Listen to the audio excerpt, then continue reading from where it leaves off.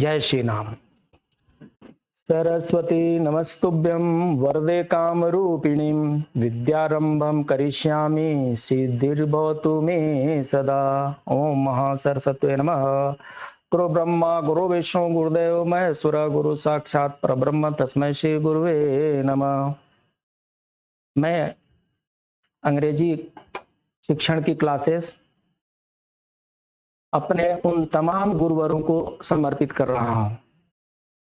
Middle school पतार में हमारे अंग्रेजी के शिक्षक तेज प्रताप सिंह साहब, डीएवी हाई स्कूल में अंग्रेजी ग्रामर के शिक्षक श्री टीएन शर्मा साहब, और मेरे गांव के बगल में ब्रह्मर्षि देवरावा बाबा हाई स्कूल पचवेनिया के अंग्रेजी के शिक्षक सम्माननीय श्री अभिमन्यु सिंह जी।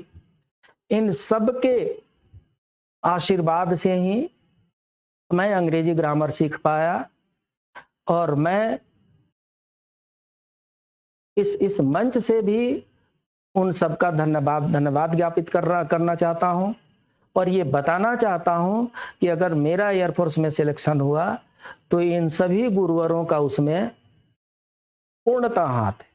इन्हीं के आशीर्वाद से मुझे एयरफोर्स में सिलेक्शन हुआ, और उन्हीं के आशीर्वाद से मैं ये दूसरी नौकरी भी कर रहा हूं।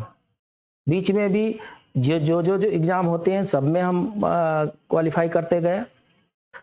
एक साथ 1000 जॉब तो कर नहीं सकते, किसी न किसी को पकड़ना था, किसी न किसी को छोड़ना था।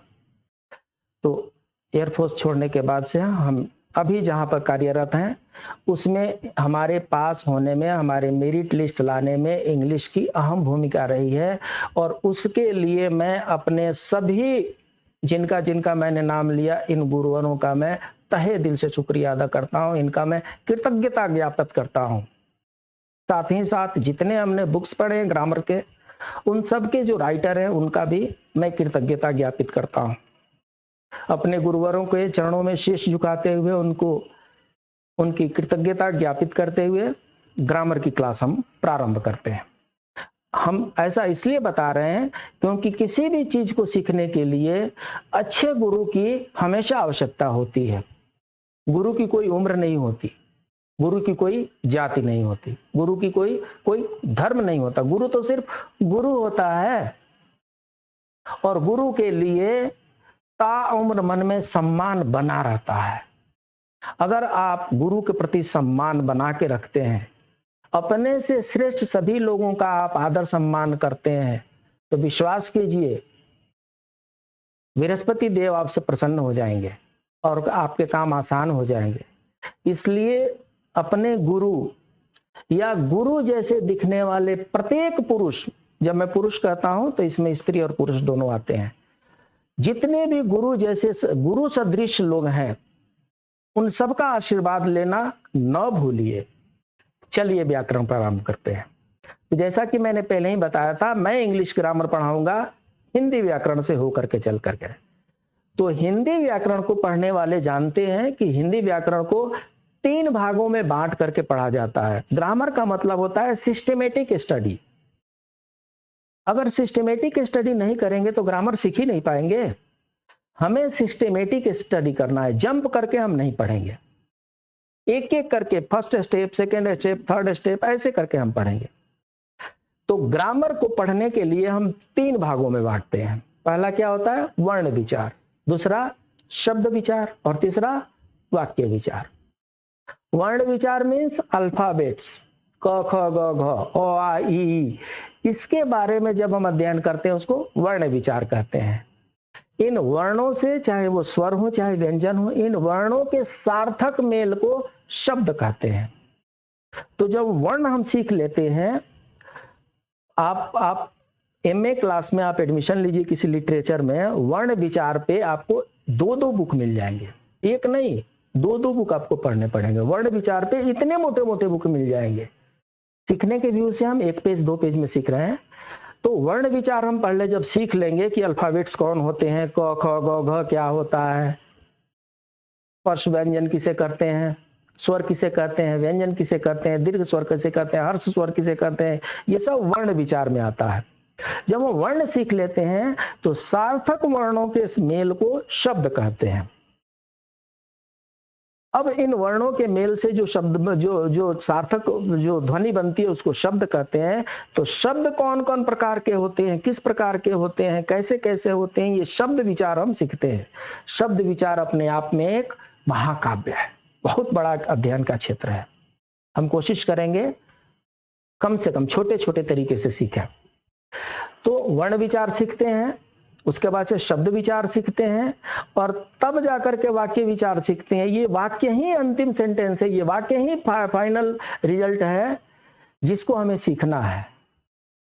वाक्य विचार सीखने के लिए शब्द सीखना जरूरी है और शब्द सीखने के लिए वर्ण सीखना जरूरी है। अगर मुझे ABCD नहीं आती तो मैं राम RAM कैसे लिखूंगा, सीता SITA होगा कैसे लिखूंगा। सबसे पहले मुझे अल्फाबेट तो आने चाहिए ना। तो हमारा जो कम्युनिकेशन का जो मेन थिंग है वो है वाक्य विचार। कैसे सेंटेंस हमें बनाना है, किस तरीके सेंटेंस हमें बोलना है, तो हमें सीखना है वाक्य विचार। हमें सीखना है ये वाक्य विचार और इस वाक्य विचार को सीखने के लिए हमें शब्द विचार जानना बहुत जरूरी है। और शब्द विचार हम तभी जान पाएंगे जब वर्ण विचार की हम समझ रखते हैं। तो इसलिए सबसे पहले हम वर्ण विचार सीखेंगे। जब वर्ण विचार हो जाएगा तब शब्द विचार में चलेंगे, तब हम वाक्य विचार में चलेंगे। ठीक है। तो जब वर्ण विचार में चलते हैं तो हिंदी में वर्णमाला होती है। वर्णमाला में कुछ स्वर होते हैं, कुछ व्यंजन होते हैं। स्वर में भी कुछ हर्ष स्वर होते हैं, कुछ दीर्घ स्वर होते हैं। अ, ई, उ, री इनको हर्ष स्वर कहते हैं। आ, बड़ी ई, बड़ा ऊ, ए, ओ, औ जिनमें ज्यादा ध्वनि डबल ध्वनि लगे उनको दीर्घ कहते हैं। जिनको हल्के से बोल सकते हैं उन्हें हर्ष स्वर कहते हैं। ये उच्चारण के अनुसार इसका वर्गीकरण किया गया है। उसके बाद से व्यंजन में स्पर्श व्यंजन, मतलब ये वो व्यंजन है जिनको बोलने के लिए बोली के कुछ अंगों को एक साथ स्पर्श करना पड़ता है। जैसे जीवा है, जीवा को कभी दांत से स्पर्श करना पड़ता है, कभी मूर्धा से स्पर्श करना पड़ता है, कभी तालु से स्पर्श करना पड़ता है, कभी दंत से स्पर्श करना पड़ता है, कभी होठ से स्पर्श करना पड़ता है। इसलिए इनको स्पर्श व्यंजन कहते हैं। ये है अंतस्थ, य, र, ल, इनको बोलने से हम ऊष्मा जो है भीतर जाती है। ये है श, श, श, ह, इनको क्या है, इनको बोलने से उष्मा में कुछ उष्मा हीट क्रिएट होती है। ये ज और फ जो है, यहाँ का ये ज अलग है, ये ज अलग है, यहाँ का फ अलग है, ये फ अलग है। ये आगत शब्द हैं, ये हमारे हिंदी के नहीं, ये आए हैं। और संयुक्त व्यंजन क्या होते हैं, दो या दो से वर्णों के मेल से संयुक्त वर्ण बनते हैं। छ, त्र, ज्ञ ये सब जो है संयुक्त में होते हैं। तो इस तरीके से हिंदी वर्णमाला है। हिंदी वर्णमाला आपको अच्छी तरीके से आती है, शायद मुझसे भी अच्छी आती है। इसलिए अभी हम हिंदी वर्णमाला का स्पर्श वर्णन देख लेते हैं। ये क वर्ग है। जो लोग संस्कृत पढ़े हैं, पाणिनि जी का संस्कृत का ग्रामर पढ़े हैं, उनको पता है इसका एक सूत्र होता है, अकुह विसर्जनिया नाम कंठः। और कवर्ग, अकुह, अ कवर्ग और विसर्ग, अकुह विसर्जनिया नाम कंठः। पाणिनि जी कहते हैं कि अ कवर्ग और ह ये जो है विसर्ग, ये जो है कंठ से बोले जाते हैं। अकुह विसर्जनिया नाम कंठः, कंठ से बोले जाते हैं। इचु यशाणाम तालु, चवर्ग जो है ये तालु से बोले जाते हैं। ऋतु रसाणाम मूर्धा, ऐसे करके ये पाणिनि के श्लोक है, ये पाणिनि जी का सूत्र है ये। और इस सूत्र को अगर आप एक बार कंठस्थ कर लें तो जन्म भर नहीं भूलेंगे आप। इसीलिए कहा जाता है कि संस्कृत सबसे आसान भाषा है। अंग्रेजी का जब हो जाएगा तो हम प्रयास करेंगे कि संस्कृत को भी बड़ी आसानी तरीके से हम आपको पढ़ाने का प्रयास करें। तो ये स्पर्श व्यंजन है। इसके बाद से अंतस्थ है और ये ऊष्म व्यंजन है, ये हिंदी का हो गया। हमें पढ़ना है इंग्लिश। तो जब इंग्लिश ग्रामर हम पढ़ेंगे तो इंग्लिश में भी अल्फाबेट जो होते हैं वो 26 होते हैं। अल्फाबेट मतलब वर्णमाला। हम यहाँ से साथ साथ इंग्लिश और हिंदी के शब्दों को भी सीखते चलेंगे। व्याकरण हिंदी है और उसका इंग्लिश ग्रामर है। उसी तरीके से वर्णमाला, वर्णमाला हिंदी है और उसका इंग्लिश अल्फाबेट है। इंग्लिश इंग्लिश है और इंग्लिश को हिंदी में अंग्रेजी कहते हैं। सीखना है। तो इसमें 26 लेटर्स होते हैं। 26 लेटर्स में दो तरह से इनको भी, जैसे कि इसमें बांटा गया था ना, आप देखिए इसमें स्वर, व्यंजन, हर्ष, दीर्घ ये बांटा गया था। तो उसी तरीके से यहाँ पर भी 5 ववेल होते हैं, ए, ई, आई, ओ, यू, ये 5 ववेल होते हैं और बाकी कॉन्सोनेंट होते हैं। 26 में से 5 ववेल हो गए तो 21 कॉन्सोनेंट होते हैं। ये हमें याद रखना है। ववेल को स्वर बोलते हैं और कॉन्सोनेंट को व्यंजन बोलते हैं। ये व्यंजक गलत हो गया, ये व्यंजन होता है, तो व्यंजन बोलते हैं। अच्छा, इसमें स्वर और व्यंजन की जब बात हम करेंगे, जब हमें एन आर्टिकल हम पढ़ाएंगे तो उस समय हम चर्चा करेंगे। तो अगर अलग अलग ये हैं, अगर अल्फाबेट में ए, ई, आई, ओ, यू है तो ये ववेल है। बाकी रिमेनिंग 21 कॉन्सोनेंट है। लेकिन जब शब्दों में ये आते हैं तो शब्दों के उच्चारण कैसे हो रहे हैं? शब्द का उच्चारण ववेल जैसा हो रहा है तो उसको ववेल काउंट करेंगे। शब्द का उच्चारण कॉन्सोनेंट जैसा हो रहा है, उसको कॉन्सोनेंट काउंट करेंगे। अभी शायद ये उतनी समझ में ना आए आपको, हम जैसे इसकी आगे हम चर्चा करेंगे तो आपको फिर से हम बढ़िया से बताएंगे।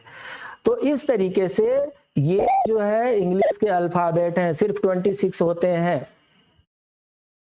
इसी 26 को, इसमें से 26 स्मॉल लेटर भी होते हैं और इनको लिखने का दूसरा तरीका कैपिटल होता है। दो तरीके से इनको लिखते हैं, स्मॉल से लिखते हैं और कैपिटल से लिखते हैं। ये सब स्मॉल लेटर्स हैं, मतलब ये छोटे लेटर हैं, मतलब ये शब्द के बीच में आते हैं।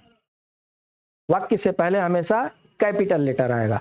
तो अंग्रेजी में जब आप 26 लेटर सीखेंगे तो आपको 52 लेटर सीखना पड़ेगा। लेटर मतलब वर्ण। तो अंग्रेजी में जब आप 26 वर्ण सीखेंगे ABCD, तो लिखने के लिए आपको 52 वर्ण सीखने पड़ेंगे। क्यों?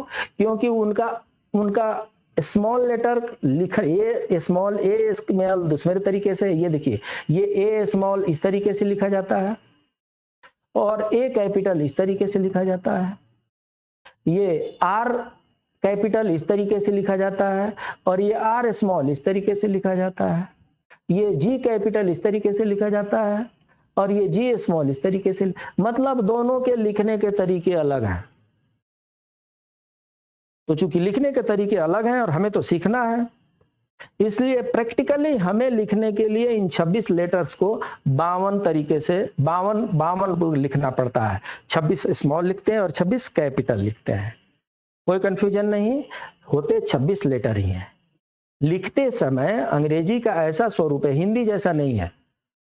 हिंदी में स्मॉल और कैपिटल होता ही नहीं है। हिंदी में अगर क है तो क ही है। फॉन्ट बड़ा छोटा कर सकते हैं लेकिन उसका लिखने का स्टाइल वही है। ज है तो उसका लिखने का स्टाइल वही है, ग है तो उसका लिखने का स्टाइल वही है। इंग्लिश में ऐसा नहीं है। इंग्लिश में अगर ए स्मॉल है तो वो दूसरे तरीके से लिखा जाता है और ए कैपिटल है तो वो दूसरे तरीके से लिखा जाता है।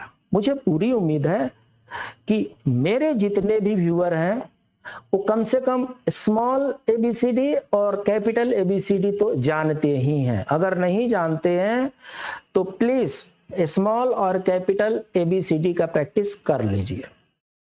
ठीक है, आप इसका प्रैक्टिस कर लेंगे तो उसके बाद से हम वर्ण विचार में चलेंगे। वर्ण विचार के बाद शब्द विचार में चलेंगे। वर्ण विचार इतना ही। इंग्लिश में वर्ण विचार बहुत ज्यादा नहीं है। इंग्लिश में वर्ण विचार सिर्फ वो 26 लेटर हैं जिनको स्मॉल में कैसे लिखना है और कैपिटल में कैसे लिखना है उतना ही सीखते हैं। इसके बाद से हम वर्ण विचार में चलेंगे और इंग्लिश में वर्ण विचार को पार्ट ऑफ स्पीच कहते हैं। तो इसके बाद से हम पार्ट ऑफ स्पीच समझेंगे। तो अपने गुरुवर को ध्यान कीजिए। किसी को भी अपना गुरु, जितने गुरु जैसे दिखते हैं वो सब आपके गुरु हैं, वो सब मेरे गुरु हैं। उन सबको मुझे सम्मान करना है। उनको सम्मान करेंगे तो बृहस्पति प्रसन्न होंगे, बृहस्पति प्रसन्न होंगे तो विद्या माता हम पर प्रसन्न हो जाएंगी, हमें ये भाषा बड़ी आसानी से आने लगेगा। ओम श्री गुरुवे नमः।